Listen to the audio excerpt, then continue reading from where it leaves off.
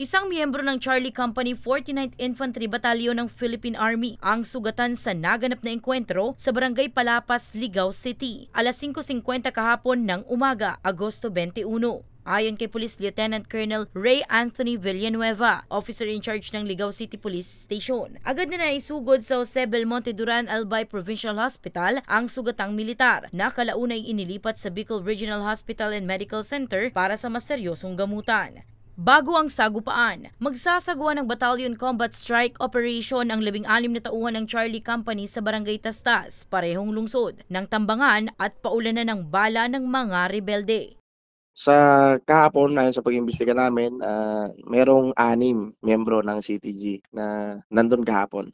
Agad naman na nagsagawa ng checkpoint at choke point operations ang kapulisan, ngunit bigong mahuli ang mga nasa likod ng pananambang. Sa kalaban naman, hindi ma-determine kasi since dun sa pag-imbestiga namin, may mga dugo-dugo na nakita kami dun sa dinaanan na exit ng kalaban. Sa ngayon, nagpapatuloy pa ang isinasagawang investigasyon ng otoridad para sa pagkakaaresto ng mga rebelde. Para sa mga balitang Tatak, Bicol, Danica Garcia.